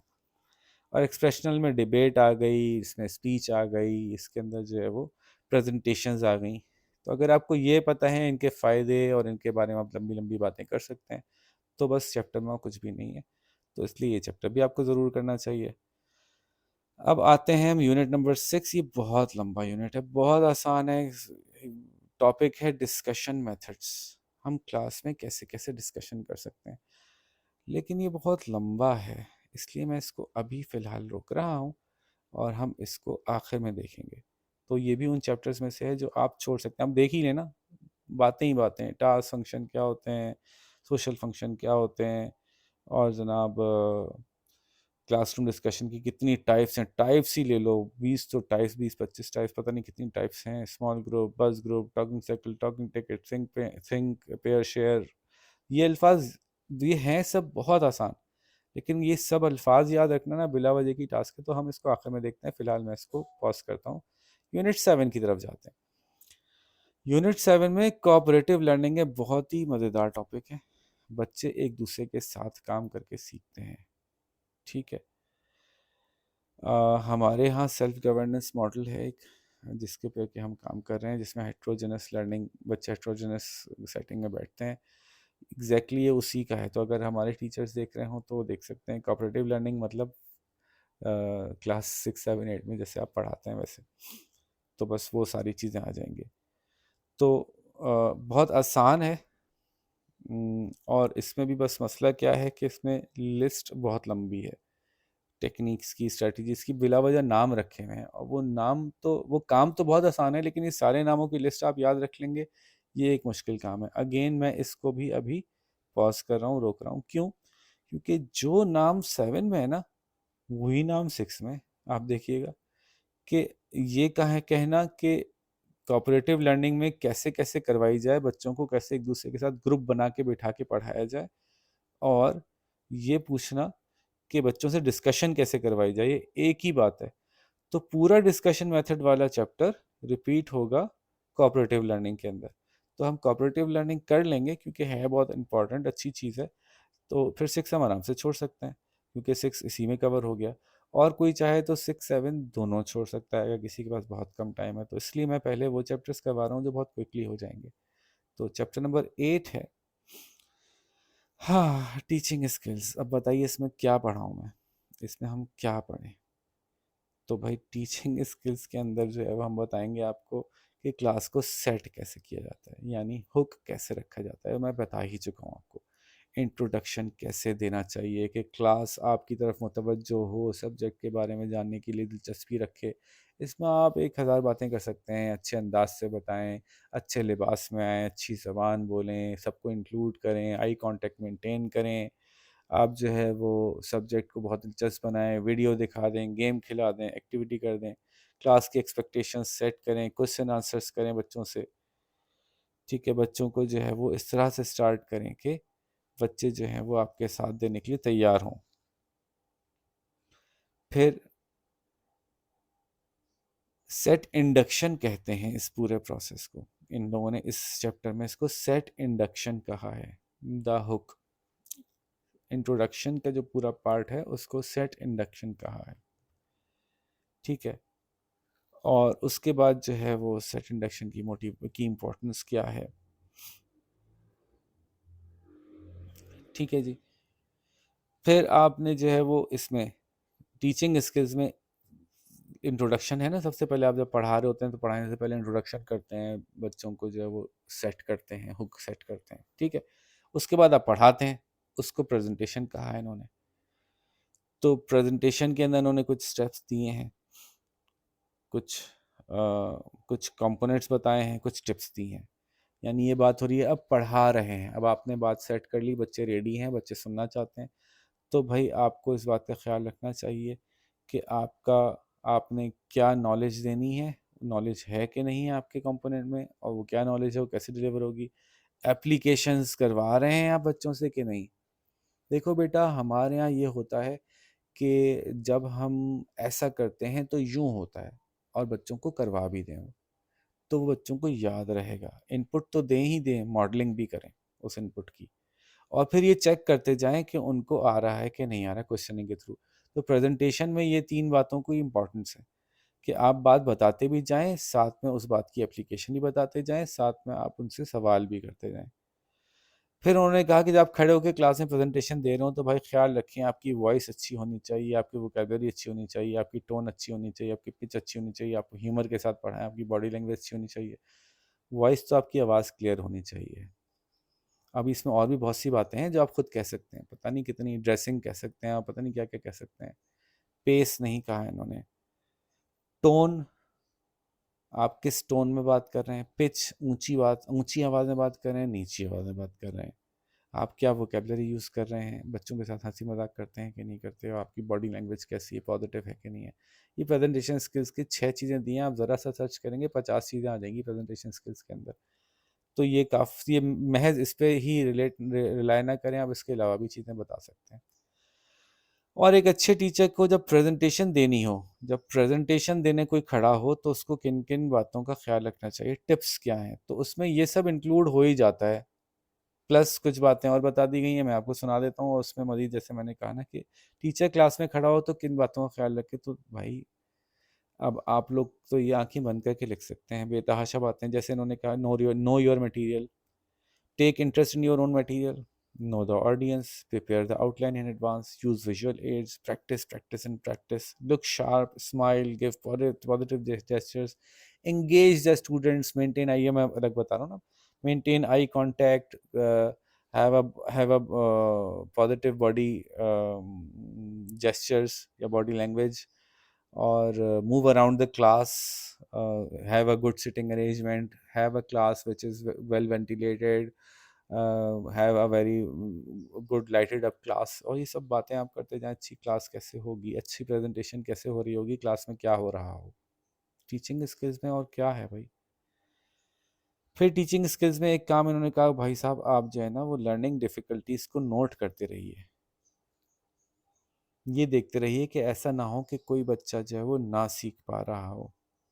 तो उसके लिए आपको चाहिए है कि आपको हर तरह से पता हो कि टीचिंग स्किल्स क्या होते हैं, आपको पता हो कि बच्चे कैसे सीखते हैं, और आपको पता हो कि बच्चों को सीखने में क्या मुश्किलात आती हैं।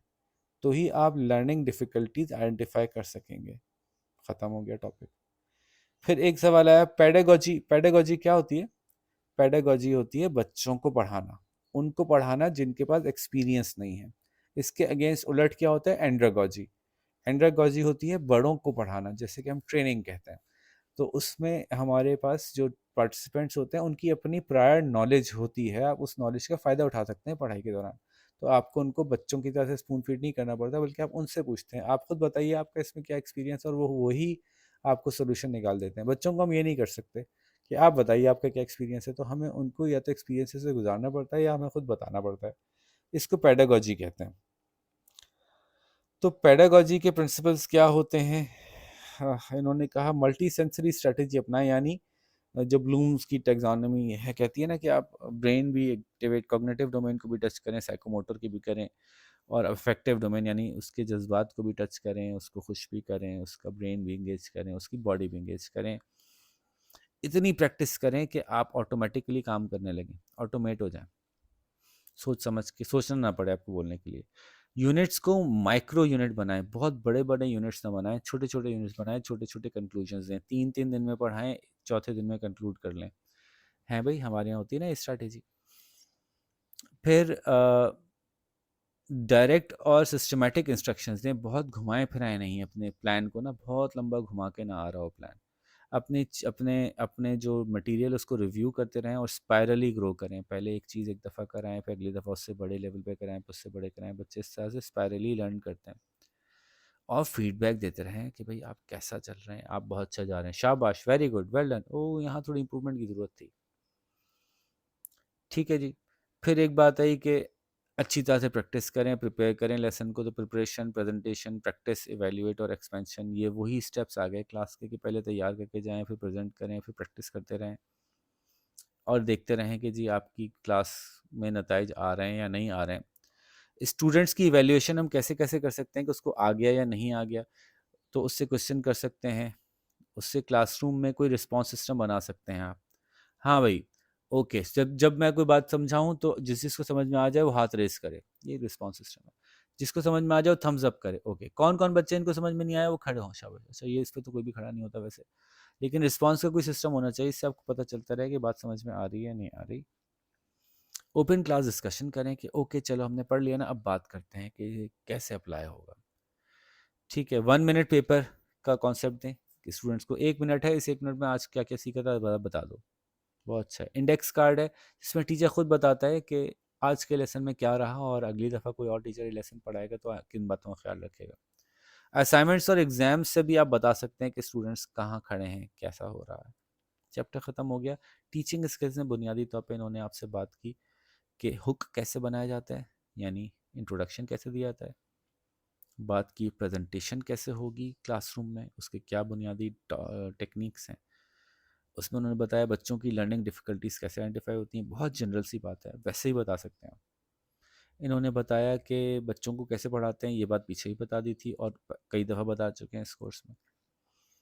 उसके बाद उन्होंने कहा कि स्टूडेंट्स को एवेल्यूएट कैसे कैसे कर सकते हैं, क्वेश्चन से, क्लासरूम के सिस्टम से, ओपन डिस्कशन से वगैरह से। तो यूनिट 8 ख़त्म हो गया।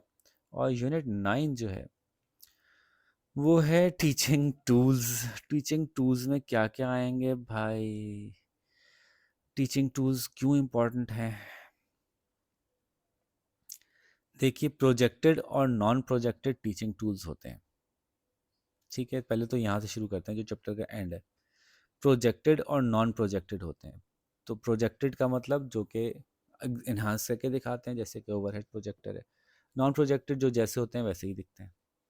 तो इन सब का क्या फ़ायदा है, क्या नुकसान है, क्या लिमिटेशन है, यही पता होना चाहिए। वाइट बोर्ड के क्या फ़ायदे हैं, क्या नुकसान है, क्या इतनी बच्चों वाली लिमिटेशन है। मार्कर की इंक ख़त्म हो जाती है, मार्कर का जो टिप है वो ख़राब हो जाती है, और अगर आप ज़ोर लगा के लिखें तो उससे लाइन मोटी पतली ज़्यादा आसानी से नहीं होती चौक के मुकाबले में। चौक में आप गड़ा के लिखेंगे तो मोटी लिखेगी, बारीक लिखेंगे तो छोड़ छोड़ के लिखेगी, तो वो फ़ायदा है चौक का। लेकिन वाइट बोर्ड का फ़ायदा ये है कि उसमें आप बहुत क्लीन लगता है, बहुत जल्दी काम करता है, बहुत इफेक्टिव होता है, ये सारे फ़ायदे बता दें। वाइट बोर्ड का फिर एक नुकसान ये है कि चमकदार बहुत होता है, बच्चे पीछे से देखते हैं तो बाद वक़्त नज़र नहीं आ रहा होता। भाई फ़ायदे नुकसान इन सबको पता होने चाहिए। वाइट बोर्ड के चार्ट, पोस्टर में मैसेज होता है, चार्ट में कोई डायग्राम होती है, मैप्स, ग्राफ, किताबें, हैंडआउट वो जो आप कुछ वर्कशीट्स देते हैं, प्रोजेक्टर ओल्ड वाले प्रोजेक्टर की बात हो रही है जिसमें स्लाइड्स लगाते थे, ट्रांसपेरेंसीज होती थी ना, वो ऐसे रखा होता था, नीचे से लाइट जल रही होती थी और वो इन्हांस होकर लाइट जो पड़ रही होती थी बोर्ड के ऊपर। और मल्टीमीडिया जिसके थ्रू आप प्रेजेंटेशन देते हैं, अब ये मॉडर्न है मल्टीमीडिया जो डिवाइस है, मल्टीमीडिया प्रोजेक्टर जो है वो कंप्यूटर से कनेक्ट होता है, और कंप्यूटर से कनेक्ट होकर जो है वो चल रहा होता है और स्क्रीन पे बहुत बड़ा सा वो दिखाता है। इसमें एक लिमिटेशन ये है कि आमतौर पर इसमें आपको कमरा डार्क करना पड़ता है। खैर, तो ये 8-9 इन्होंने प्रोजेक्टेड और नॉन प्रोजेक्टेड काइंड्स बता दी टीचिंग टूल्स की। इनमें से हर एक को आपको बताना आना चाहिए भाई। हो सकता है नोट लिखने के लिए आ जाए, right a note on multi use of multimedia. तो अब यूज़ ऑफ मल्टीमीडिया प्रोजेक्टर पे आप क्या क्या बता सकते हैं। कंप्यूटर से कनेक्ट हो सकता है तो आप आज पे सब कुछ कर सकते हैं, मूवीज़ दिखा सकते हैं, चार्ट्स दिखा सकते हैं, डायग्राम्स दिखा सकते हैं, टेक्स्ट बुक्स दिखा सकते हैं, प्लान्स दिखा सकते हैं, सब कुछ दिखा सकते हैं। तो आप वो हर सारी लिस्ट कर दें, बहुत बच्चों वाले अंदाज में पूरी किताब में बताया इसमें उन्होंने। तो आप बिल्कुल नहीं घबराइएगा कि मैं बच्चों वाली बात तो नहीं कर रहा कहीं या कर रही। तो बिल्कुल बेखतर होके इसमें बच्चों वाली बात करनी है, क्योंकि बुक ने भी बड़े बेखतर होके और बदलिहाज होकर बच्चों वाली बात की है, बिल्कुल ये ख्याल नहीं किया कि ये बड़ों की किताब है। तो ये हमने पहले कवर कर लिया जो आखिरी पार्ट था। अब आते हैं जी, क्या इम्पोर्टेंस है टीचिंग टूल की, ये टूल्स यूज़ करना कितने इम्पोर्टेंट हैं। तो भाई बहुत मोटिवेटिंग होते हैं, चीज़ें क्लैरिफाई करते हैं, क्रैमिंग करने की ज़रूरत नहीं पड़ती। जब बच्चे वीडियोस देख रहे हों, इमेजेस देख रहे हों, तो उनको फिर उनको रट्टा नहीं लगाना पड़ता, उनकी वोकैबुलरी बढ़ती है। और ये 50 चीज़ें और डाल दो भाई, हर अच्छी बात डाल दीजिए, वो कोई भी अच्छी बात है वो डाल दीजिए, वो उसमें अप्लाई करेगी जाके। अच्छी टीचिंग से मुतालिक कोई भी बात डाल दें, वो सारी बातें टीचिंग टूल्स पे अप्लाई हो रही हैं। क्लास लाइवली हो जाती है, आपका वक्त बचता है, डलनेस नहीं होती, एक्सपीरियंस अच्छा होता है। इसका मकसद क्या है? फिर वही भाई जो फ़ायदे हैं वही मकसद हैं कि क्लास में लर्निंग हो को एड करें, इंस्ट्रक्शनल रोल है इनका, इंटरेस्ट क्रिएट करे क्लास में, टीचिंग इफेक्टिव बनाए, और 10 और डाल दीजिए भाई। और इसकी टाइप्स उन्होंने कहा विजुअल होती हैं या ऑडियो होती हैं, ऑडियो विजुअल होती हैं, टेक्नोलॉजी बेस्ड होती हैं। विजुअल का मतलब चार्ट्स वार्ट्स, ऑडियो का मतलब रेडियो टेप, ऑडियो विजुअल का मतलब इन्होंने जो लिया है वो टेलीविज़न लिया है, और टेक्नोलॉजी बेस्ड में इन्होंने कंप्यूटर लिया है। कैसे सेलेक्ट करेंगे कौन सी टीचिंग टेक्निक टूल यूज़ करेंगे आप, वाइट बोर्ड यूज़ करेंगे कि क्या यूज़ करेंगे? तो भाई देखेंगे कि मेरी क्लास में क्या अप्रोप्रिएट है, क्या यूज़ करना चाहिए, बच्चों की एज और इंटेलिजेंस क्या है, उसके हिसाब से मैं रखूँ वो चीज़। जो बहुत मुश्किल सा मैप रख दूँ, बच्चों के हिसाब से ही नहीं है। साइकोलॉजिकल और सोशल जो हमारी सिचुएशन है उसके हिसाब से बच्चा समझ सकता हो, हमारी सोसाइटी में वो ऐसी चीज़ इस्तेमाल होती हो, वो चीज़ लैंग्वेज उसकी फेमिलियर हो, एक्यूरेट हो, सच्ची हो, तो झूठी ना हो। ठीक है, जैसे मैप में इश्यूज है ना हमारे, आपने मैप जो पहले बनते थे उसमें अफ्रीका को छोटा दिखाते थे और अमेरिका को बड़ा दिखाते थे, वो मैप बनाने वाले जानबूझ के करते थे। अब रियलिस्टिक मैप्स आना शुरू हुए हैं जिसमें पता चला कि अफ्रीका बड़ा है और अमेरिका छोटा है। तो ये तो अभी भी जो अफ्रीका का साइज़ है ना वो अपने एक्चुअल साइज़ से थोड़ा छोटा दिखाया जाता है। उसके कुछ कुछ वजूहात उसकी मैप से रिलेटेड भी हैं, लेकिन बहरहाल मोटिवेशनल होने चाहिए हैं, और जब ज़रूरत हो तो मौजूद हों, ऐसी चीज़ें होनी चाहिए। आपकी आपने बहुत अच्छी सोच के आए थे कि मैं वो टीचिंग टूल यूज़ करूँगा, लेकिन वो होता ही नहीं है, तो फिर फ़ायदा क्या। फिर गाइडलाइन आ गई, ये भी अगेन जनरल सी गाइडलाइन है कि भाई ये वो है जब आप प्रेजेंटेशन करने खड़े हो ना, ये जो गाइडलाइन दी है असल में आप आंखें बंद करके सोचिएगा कि जब आप पावर पॉइंट प्रेजेंटेशन देते हैं तो पावर पॉइंट प्रेजेंटेशन देते वक्त किन बातों का ख्याल रखना चाहिए, ये वो गाइडलाइन है। ये क्लासरूम टीचिंग टूल की गाइडलाइन नहीं है, बल्कि ये एक्चुअली पावर पॉइंट प्रेजेंटेशन की गाइडलाइन है। बुक में ऐसी दी थी तो हमने ऐसी लिख लिया, उसको वही हेडिंग दी जो बुक ने हेडिंग दी थी। लेकिन समझाने के लिए बता रहा हूँ क्या, जब पावर पॉइंट प्रेजेंटेशन होती है तो हम कहते हैं भाई पावर पॉइंट प्रेजेंटेशन इसलिए स्क्रीन पे चल रही है कि आप जो बोल रहे हो ना वो इन्हांस हो जाए। ऐसा ना हो कि जो कुछ आप बोल रहे हैं सब कुछ वहीं लिखा हुआ आ रहा हो, तो फिर आपके बोलने की क्या ज़रूरत है, लोग खुद पढ़ लेंगे। तो वहाँ सिर्फ कुछ तस्वीरें आए, कोई हेडिंग शेडिंग सी आ जाए, कोई डायग्राम आ जाए, लेकिन तफसीलात सारी आपके पास हों, उसके अंदर ना हो। तो ये बुनियादी एक एक मंत्रा है पावर पॉइंट प्रेजेंटेशन का। वही बातें यहाँ डिस्कस हो रही हैं कि ये कंटेंट जो है वो समराइज कर रहा हो, पूरा कंटेंट ना आ रहा हो, स्टैट्स को, चार्ट्स को इंटरप्रेट करने के लिए इस्तेमाल किया जाए। गुड, इलस्ट्रेट करे, सपोर्ट करे आपके पॉइंट ऑफ व्यू को, आपके पॉइंट ऑफ व्यू में विजुअल क्लैरिटी लेके आए कि मैं जो कहना चाह रहा हूँ उसकी डायग्राम दिखा दूँ, उसकी तस्वीर दिखा दूँ, लोगों का फोकस और अटेंशन अपनी तरफ ग्रैब कर ले। लेकिन पूरा का पूरा मटेरियल मत डाल दीजिएगा पावर पॉइंट स्लाइड के अंदर। और ऐसा ना हो जाए कि आप न्यूज़ रीडर बन जाएं, जो लिखा हुआ है पावर पॉइंट वो स्लाइड की तरफ मुंह किया आपने और वो बोलना शुरू कर दिया। इसलिए नहीं होती, पावर पॉइंट में टेक्स्ट नहीं डाला जाता बहुत ज़्यादा, बस एक हल्की फुल्की सी एक आध लाइन डाल दी जाती है बस, बाकी सब आपको बोलना होता है। फिर ट्रांसपेरेंसीज लोगों में नहीं बांटनी चाहिए क्योंकि उसमें कुछ है ही नहीं। ट्रांसपेरेंसी में क्या है, यानी आपने जो आपकी पावर पॉइंट स्लाइड्स हैं उसमें क्या, उसमें कुछ नहीं होना चाहिए। आपको उसको देख के नहीं पढ़ाना, आपको पढ़ाना खुद है। आपको वो सिर्फ जैसे आज हम बात करेंगे अफ्रीका के जंगल की, अभी पूरा लिखा बना हो आज हम बात करेंगे अफ्रीका के जंगल की, बल्कि जंगल की तस्वीर बनी हुई है बस। तो उससे बच्चे आपके पॉइंट से रिलेट करते जाएंगे चीज़ों को, इसलिए होती है पावर पॉइंट प्रेजेंटेशन। इतनी इन्फॉर्मेशन वहाँ मौजूद ना हो जो आपने इस्तेमाल ही नहीं करनी, इस तरह की कुछ बातें हैं, जनरल सी गाइडलाइंस हैं और चैप्टर ख़त्म। टीचिंग टूल्स जो होते हैं विजुअल होते हैं, ऑडियो होते हैं, ऑडियो विजुअल होते हैं, इनको हम प्रोजेक्टेड और नॉन प्रोजेक्टेड में क्लासीफाई करते हैं। इनमें से हर एक का इस्तेमाल, फ़ायदा और नुकसान आपको पता होना चाहिए। उसके बाद जनरल सी बातें कि क्यों यूज़ करते हैं, ताकि मोटिवेशन हो, क्लैरिफिकेशन हो। अब बस यही बातें हर जगह आ रही हैं, पर्पस भी यही है, नीड भी यही है, इम्पोर्टेंस भी यही है, और गाइडलाइन भी कम बेश इसी के करीब करीब है कि मोटिवेट करने वाले हों, क्लैरिफिकेशन देने वाले हों, इंक्रीज वोकेबलरी करें, टाइम बचाएं आपका, बच्चों को डलनेस से बचाएं वगैरह वगैरह। तो ख़त्म हो गया अभी कोर्स। अगर आपने 3 चैप्टर भी छोड़ दिए तब भी पूरे 5 सवाल आप कर सकते हैं आराम से। तो ये तो आपको मैंने पहले इत्मीनान दिला दिया कि यहाँ पे भी आप वीडियो को पॉज कर सकते हैं, आपकी तैयारी पूरी हो चुकी है। लेकिन मैं आपको अभी एक चैप्टर और करवाऊँगा और वो है चैप्टर नंबर 7।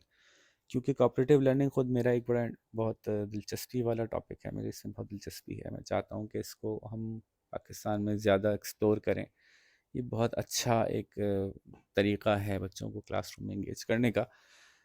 तो शुरू करते हैं। कोऑपरेटिव लर्निंग यानी बच्चे मिलजुल के आपस में एक दूसरे से सीख रहे हों, टास्क दी जाएं उनको, ग्रुप्स बनाए जाएं और ग्रुप्स बना के उनको मुख्तलिफ तरह से इंगेज किया जाए। तो जो आप चैप्टर 7 कर लेंगे तो 3/4 आप चैप्टर 6 कर चुके होंगे।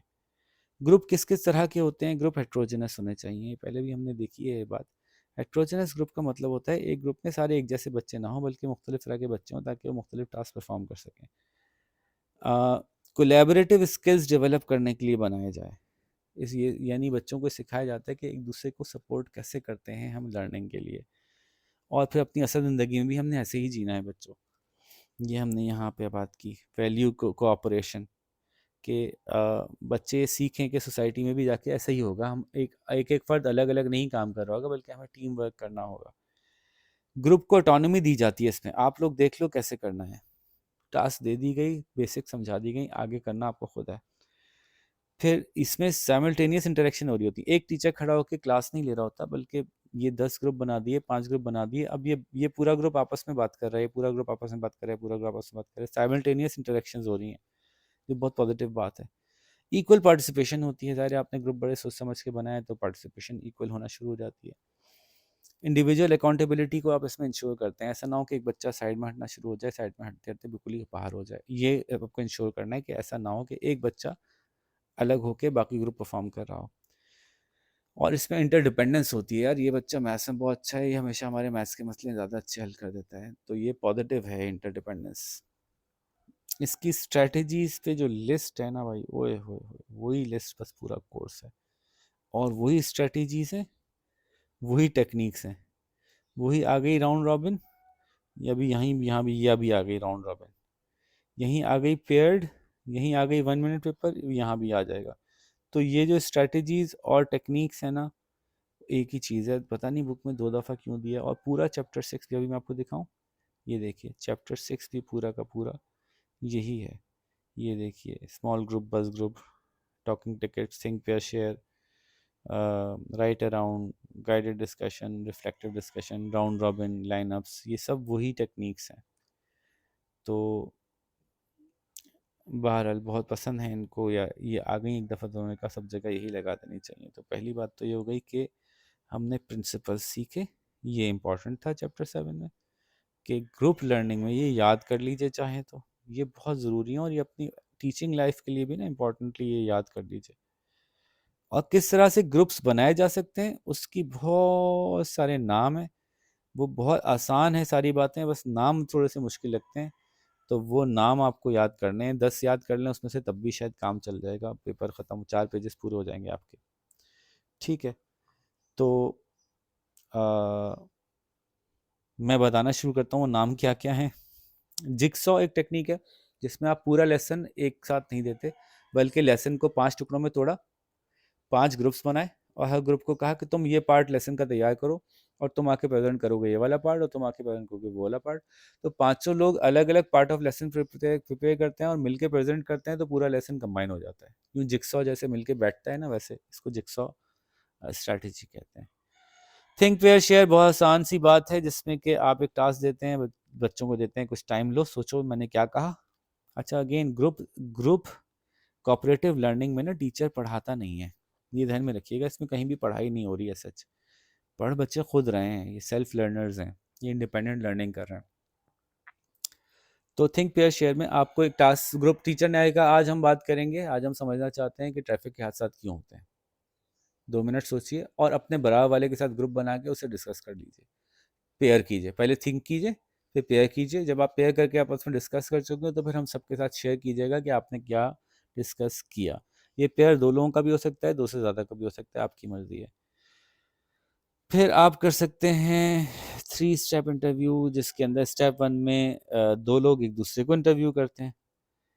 फिर वो जो पेयर एक दूसरे को इंटरव्यू कर चुका होता है उस मसले के हल के लिए, वही मसला ले लें, एक अगर पाकिस्तान में ट्रैफिक के मसाइल, ओके, लोग जो हैं वो इतना हादसा क्यों, शिकार क्यों होते हैं, आपस में डिस्कस करेंगे 2 लोग, फिर ये एक ग्रुप बन जाएगा। फिर 2 लोग कोई और आपस में डिस्कस करेंगे, ये एक ग्रुप बन जाएगा। फिर ये 2 ग्रुप आपस में डिस्कस करेंगे, क्लास में कहीं और भी ऐसे 2 ग्रुप बन गए होंगे। ऐसे करते करते क्लास में 2 मेजर बड़े चंक्स ऑफ ग्रुप्स बन जाएंगे। 2 बच्चों से 4 बच्चे बनेंगे, 4 से 8 बनेंगे, 8 से 16, जितने बच्चे हैं उसके हिसाब से आप इसको मल्टी ग्रुप्स करते हुए आखिरकार फाइनल प्रेजेंटेशन सी हो जाएगी कि हमने क्या सीखा फिर। ठीक है, ये एक टेक्निक है। फिर इन्होंने कहा नंबर्ड हेड्स टुगेदर। आपने कहा भाई आपका नंबर 1, आपका 2, आपका 3, आपका 4, आपका 1, आपका 2, आपका 3, आपका 4, आपका 1, आपका 2, आपका 3, आपका 4। ठीक है, प्रॉब्लम दिया गया, सबको सबको समझाया गया, आपने इसका हल निकालना है। अब बताएं नंबर 1 वाले सारे लोग बाहर आ जाएं, और नंबर 1 वालों से मैं पूछूंगा कि प्रॉब्लम का पहला सोल्यूशन क्या है, नंबर 2 वालों से पूछूंगा इस सोल्यूशन में प्रॉब्लम क्या है, नंबर 3 वालों में से पूछूंगा ये क्या है। तो हर ग्रुप का नंबर 1 आपस में कम्पीट करेगा, नंबर 2 आपस में कम्पीट करेगा डिस्कशन में। एक चीज़ होती है राउंड रॉबिन, हर बंदा हर बंदे से सब कुछ बात कर ले। आपने कहा कि एक प्रॉब्लम है, आप सब सॉल्यूशन सोच के रखें, फिर पर्सन नंबर ए बी से डिस्कस करेगा, फिर सी से करेगा, फिर डी से करेगा, ई से करेगा, इधर बी जो उल्टा चला लेगा, वो जी से करेगा, वाई से करेगा, तो सब एक दूसरे से पूरा राउंड घुमाएंगे, राउंड रॉबिन कहलाता है। ठीक है, फिर इसमें एक होता है 3 मिनट रिव्यू। हर एक को, पूरी क्लास को 3 मिनट दिए जाते हैं, सोच लो 3 मिनट के अंदर अंदर जो भी सोचना है, अभी तक आज हमने जो भी डिस्कस किया, जो सब लोगों की चीज़ें निकल के आई, 3 मिनट हैं, 3 मिनट में सोच के जवाब निकालना है। नंबर्ड हेड्स, ये देखिए वो पहले भी आ गया था, नंबर्ड हेड्स टुगेदर या नंबर्ड हेड्स, तो ये वही टेक्निक है, दोबारा रिपीट हो गई। बस ग्रुप्स जो होते हैं, बस ग्रुप बार बार यूज़ होगा, बस ग्रुप होता है बहुत इनफॉर्मल, पक्का ग्रुप नहीं होता। ऐसा करें जी, आप 4 एक ग्रुप में आ जाएं, आप 4 एक ग्रुप में आ जाएं, ज़रा थोड़ा सा डिस्कस कर लें कि आज हमने क्या क्या पढ़ना है। ओके, बस और 5-7 मिनट का हो गया, ओके जी बाहर आ जाएं जी, आपके ग्रुप ने क्या किया, आपके ग्रुप ने किया। तो बज़ ग्रुप जो है वो नाम बज़ इसलिए रखा गया कि ये किसी भी ट्रेनिंग, किसी भी क्लास के शुरू में बना दिया जाता है ताकि बच्चे बात तो शुरू करें। फिर फॉर्मल ग्रुप हम बना लेंगे थोड़ी देर में, तय कर लेंगे किसको लीडर बनाना है, किसको क्या बनाना है। लेकिन बज़ ग्रुप के अंदर हम फटाफट पहले पहले ग्रुप तो फॉर्म करवा लें, ठीक है, बच्चों को एक्टिव तो कर लें, एक्चुअली ग्रुप नहीं बल्कि एक्टिव कर लें। तो ये शॉर्ट टर्म ग्रुप होते हैं, 5-7 मिनट के लिए बनाए जाते हैं, फिर उनको तोड़ दिया जाता है, फिर दोबारा ग्रुपिंग होती है ये सोचते हुए कि टेक्निक्स आगे क्या यूज़ करनी है। टॉकिंग चिप्स होते हैं, टॉकिंग टिकट्स भी कहते हैं इसको। टॉकिंग चिप्स या टॉकिंग टिकट्स ये होते हैं कि हर बंदे को 3 टिकट्स दिए जाते हैं, 3 चिप्स दिए जाते हैं। आप जब बोलोगे, जब मुंह खोलोगे, आपका एक टिकट ख़त्म हो जाएगा। तो इसका मतलब आप 3 दफ़ा बात कर सकते हो। इससे क्या होता है कि हर एक को बराबर से बात करने का मौका मिल जाता है। ये एक टेक्निक है। बैक वक्त सारी टेक्निक्स या एक से ज़्यादा टेक्निक्स यूज़ हो सकती हैं। एक टेक्निक है जी क्रिटिकल डिबेट। इसमें जो है वो बहुत तफसील से जी आप डिबेट करते हैं। डिबेट जैसे डिबेट होती है, 2 ग्रुप्स बना लेते हैं आप। एक ग्रुप फॉर होता है, एक ग्रुप अगेंस्ट होता है। ये एक दूसरे से डिबेट करते हैं। वो ये कहता है मैं ठीक कर रहा हूँ, ये कहता है मैं ठीक कह रहा हूँ, और अपने अपने पॉइंट ऑफ व्यूज़ प्रेजेंट करते हैं। राइट अराउंड जो होता है वो साइलेंट टेक्निक है, और इसमें खामोशी से आप लिखते हैं। इसमें एक टेक्निक ये है कि 1 सेंटेंस ईच लिखते जाएं और स्टोरी कंप्लीट करते जाएं। ये भी एक टेक्निक है। एक स्टोरी, एक कॉन्सेप्ट दिया, हमारे मुल्क के मसले ऐसे हो सकते हैं कि अगले ने एक जुमला लिखा, फिर उससे अगले ने एक जुमला लिखा, फिर उससे अगले ने एक जुमला, ऐसे भी हो सकता है। फिर है प्रेज क्वेश्चन पॉलिश। ये जनरल टेक्निक है कि आपको बच्चों को की तारीफ करनी चाहिए। उनको पहले बच्चों से कहना चाहिए कि let's let's ask someone to give us a solution. जब वो सॉल्यूशन दे तो फिर आप उसके साथियों से कहें अब आप सब बताइए एक एक अच्छी बात जो इसमें से हमें मिली। सब पहले अच्छी बात बताएंगे, फिर बताएं एक एक सवाल जो आपको समझ में नहीं आया इस बात में, वो एक एक सवाल करेंगे। फिर आप बताएंगे एक एक इम्प्रूवमेंट का पॉइंट जो ये बेहतर कर सकते थे। तो ये टेक्निक भी बच्चों को पॉजिटिवली सिखाती है कि चीज़ों को क्रिटिसाइज कैसे करते हैं। अगेन टेक्निक्स में फिर आ गए वही राउंड टेबल ब्रेनस्टॉर्मिंग। सब लोगों को गोल बिठा दें और आपस में बातें करें कि क्या होना चाहिए। फोकस्ड लिस्टिंग भी हो सकती है जिसमें कि आप कहें कि ठीक है इस स्पेसिफिक सॉल्यूशन के ऊपर ही काम करना है, हमें जनरल बात नहीं करनी। स्ट्रक्चर प्रॉब्लम सॉल्विंग भी हो सकती है कि भाई पहला ये करें, जैसे मैंने पीछे भी बताया था प्रॉब्लम सॉल्विंग का एक स्ट्रक्चर होता है, उसको फॉलो किया जाए। पहले ये मतलब हल करेंगे, फिर ये करेंगे, फिर ये करेंगे, आखिरकार अपने सॉल्यूशन पे पहुंच जाएंगे। प्रॉपर डिस्कशन होगी उसमें। 1 मिनट पेपर क्या होता है कि 1 मिनट दिया जाता है, आप ये बता दीजिए कि आपने आज क्या सीखा। प्रेज क्या है, अच्छा पेयर्ड एनोटेशंस होती हैं जिसमें आप दो दो दो के ग्रुप्स बना देते हैं और वो मिलके जो है वो कुछ सॉल्यूशंस अपने अपने तौर पे निकालते हैं। तो send a problem, value line, ये बहुत सारी मुख्तलिफ टेक्निक्स हैं। अगेन मैं इसको शॉर्ट कर रहा हूँ थोड़ा सा क्योंकि ये सब नहीं लिखनी होंगी, बल्कि अगर आपको इनमें से 10-15 भी याद हो जाती हैं तो वो काफ़ी है उन टेक्निक्स के तौर पे। टेक्निक्स और क्या था, स्ट्रेटजीज मिला के आप एक बना सकते हैं, ठीक है। अब सेंडर प्रॉब्लम में कितना लंबा कॉन्सेप्ट है।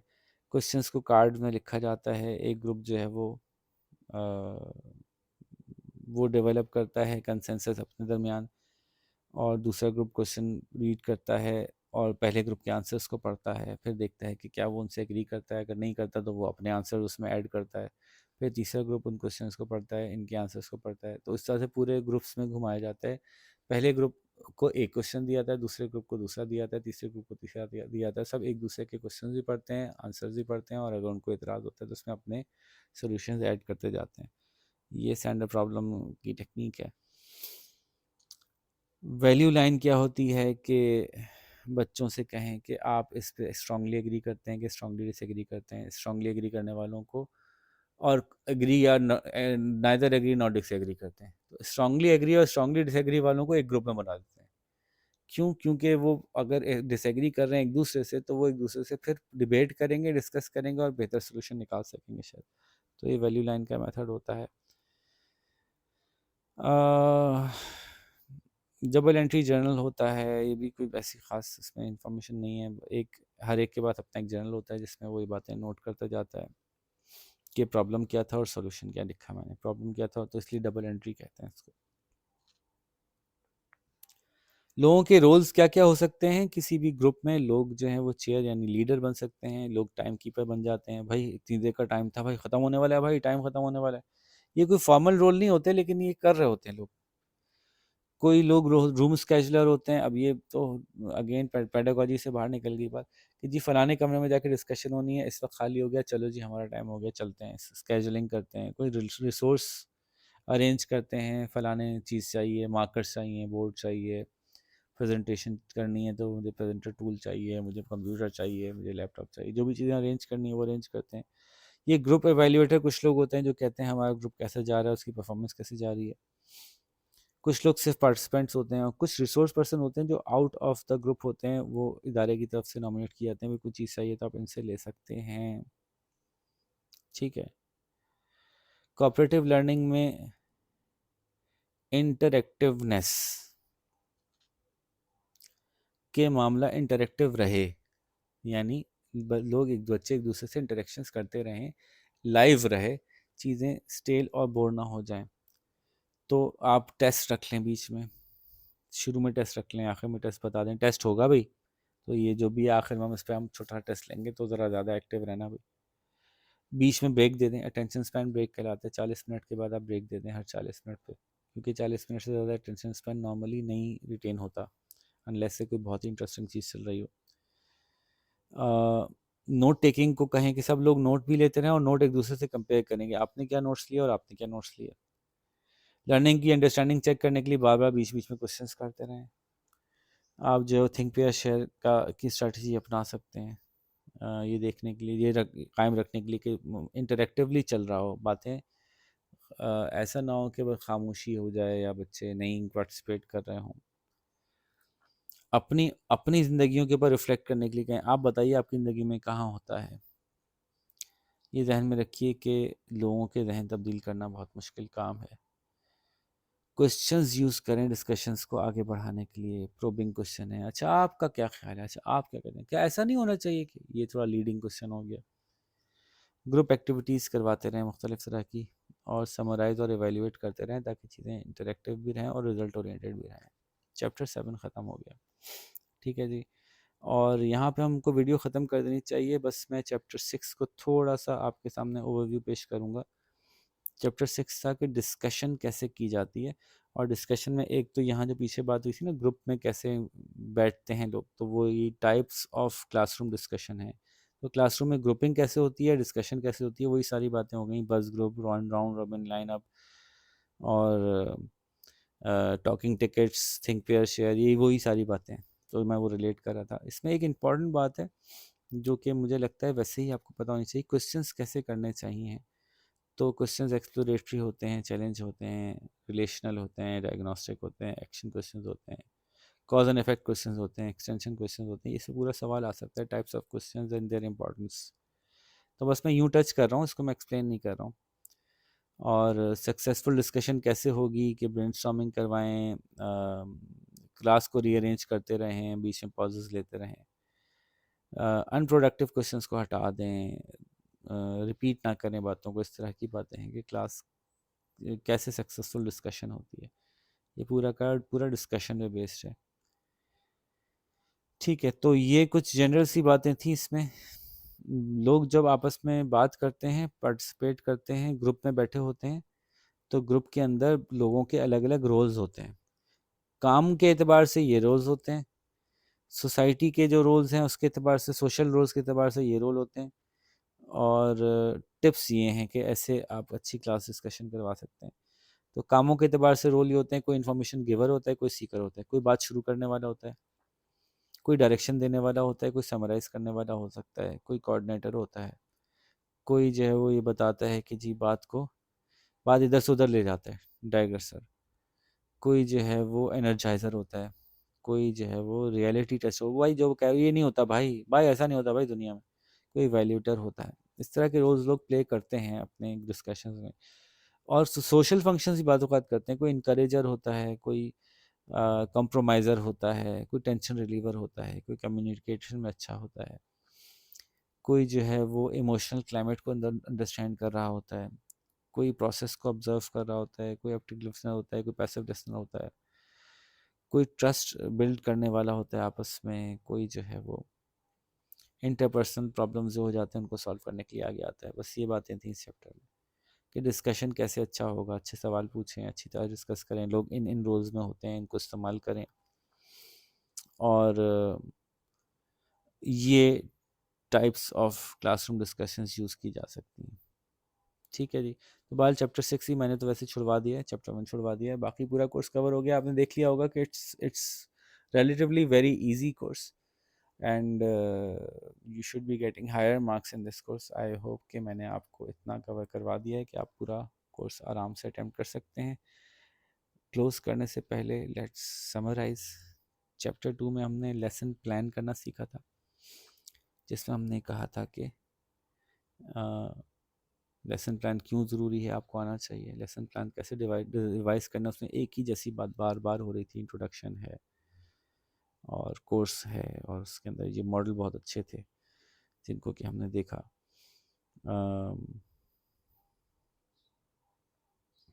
जैसे कि फॉर एग्जांपल गैगनी का मॉडल था या मैडलिन का मॉडल था।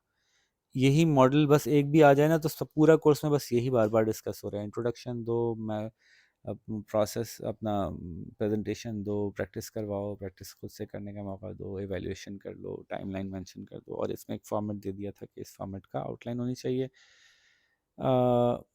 चैप्टर नंबर 3 में हमने जो है वो स्टूडेंट्स को मोटिवेट करने के क्या फ़ायदे हैं और टीचर स्टूडेंट्स को कैसे मोटिवेट करें, मोटिवेशन की थ्योरीज क्या हैं। चैप्टर 4 में हमने देखा था इंक्वायरी मेथड्स क्या होते हैं, उसमें 4 बातें देखी थी: इंडक्शन, डिडक्शन, साइंटिफिक मेथड और प्रॉब्लम सॉल्विंग अप्रोच। और बहुत बेसिक सी बातें थी यहाँ, बस हर एक में ना आपकी कामयाबी तब होगी जब आप इसमें से हर एक को अपनी क्लासरूम में अप्लाई करके दिखा देंगे। फिर एक्टिविटी मेथड बहुत अच्छा होता है, एक्टिविटीज़ करनी चाहिए, इंडिविजुअल हों या ग्रुप हों या रिसर्च टाइप एक्टिविटीज़ हों, और अगेन इन एक्टिविटीज़ को आप क्लासरूम में अपनी अप्लाई करके बता दें। यूनिट 6 हमने छोड़ दिया। 7 के अंदर हमने सिर्फ ये देखा कि कोऑपरेटिव लर्निंग बड़ी ज़बरदस्त चीज़ होती है, ये याद कर लीजिएगा जो प्रिंसिपल हैं। बाकी चीज़ें तो इनमें से कोई 8-10 भी आपको याद हो जाए तो काम चल जाएगा। और चैप्टर नंबर 8 में हमने देखा था कि टीचिंग स्किल्स क्या होती हैं, अच्छी टीचिंग स्किल्स कैसे डेवलप होती हैं। उसमें हमने सेट कैसे किया जाता है, जिसको सेट इंडक्शन कहते हैं, प्रेजेंटेशन कैसे दी जाती है, ये देखा था। लर्निंग डिफ़िकल्टीज कैसे आइडेंटिफाई की जाती हैं, और स्टूडेंट्स की वैल्यूएशन कैसे की जाती है, ये हमने देखा था। और लास्टली चैप्टर नंबर 9 में हमने ये देखा कि टीचिंग टूल्स क्या होते हैं, जो कि प्रोजेक्टिव नॉन प्रोजेक्टिव होते हैं, और उसके अंदर जो है वो क्या फ़ायदा होता है टीचिंग टूल्स यूज़ करने का। और इनमें से हर एक के ऊपर ना आपको पता हो कि वाइट बोर्ड का क्या फ़ायदा है, चार्ट का क्या फ़ायदा है, ब्लैक बोर्ड का क्या फ़ायदा है, पोस्टर्स का क्या फ़ायदा है, मैप्स का क्या फ़ायदा, वगैरह वगैरह। तो यूँ आपको पूरा कोर्स मैंने अच्छी तरह से समझा दिया भाई। अब ऐसा ना हो कि कोई एक सवाल भी छूटे। ठीक है, अपना बहुत ख्याल रखिएगा। आपसे फिर मुलाकात करेंगे अगले किसी लेसन में। अल्लाह हाफ़िज़।